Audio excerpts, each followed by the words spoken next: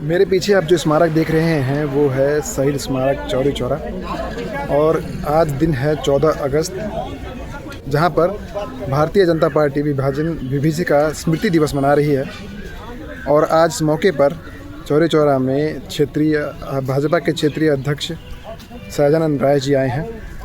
हम उनसे मिलेंगे और जानेंगे कि इस विभाजिका स्मृति दिवस का मुख्य उद्देश्य क्या है, और साथ साथ ये भी जानने की कोशिश करेंगे कि चौरी चौरा जो एक ऐतिहासिक भूमि है, जहाँ पे इसको जो इतिहास में दर्जा मिलना चाहिए वो शायद अभी तक नहीं मिल पाया है। इसके लिए इनकी सरकार फ़िलहाल क्या कर रही है। जो स्मृति दिवस है, इसके खास आयोजन पे आपका क्या कहना है सर? मैं अपने देश के यशस्वी प्रधानमंत्री माननीय नरेंद्र मोदी जी के प्रति आभार प्रकट करूँगा कि आज़ादी के इतने वर्षों बाद विभाजिका 2021 में उन्होंने एक राष्ट्रीय दिवस के रूप में लिया, और मैं समझता हूँ तब से भारतीय जनता पार्टी लगातार इस बात को मनाती है। और स्वाभाविक तौर पे हिंदुस्तान के हर नागरिक को जो विभाजिका है इसके विषय में जानने का अधिकार भी है।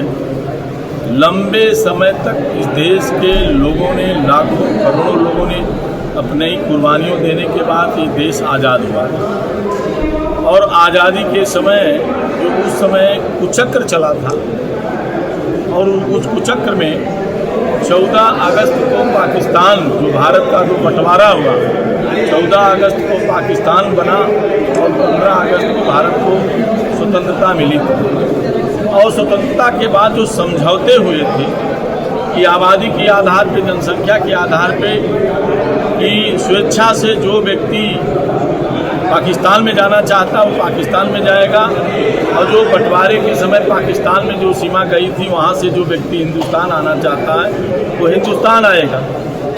लेकिन वो काल, वो रात, मैं समझता हूँ कि हर हिंदुस्तानी के जब ये पता चलता है तो उसके रोंगटे खड़े हो जाते हैं। और वह काला मंजर आज भी हमारे स्मृतियों में, हम इतिहास के पन्नों में हमने जाना है, और जिन लोगों ने उस दंश को झेला है, मैं समझता हूँ कि उस काले मंजर को जब लोग याद करते हैं तो रोंगटे खड़े हो जाते हैं कि बंटवारे के बाद हिंदुस्तान से जिन लोगों को पाकिस्तान जाना था, हिंदुस्तान की बहुत बड़ी आयाम उनका स्वागत गाजे बाजे के साथ उनको वहाँ भेजने का काम किया। लेकिन पाकिस्तान से जो हमारे हिंदू आए थे, चाहे सिख थे, चाहे और आए, तो ट्रेनों में केवल लाशें आई।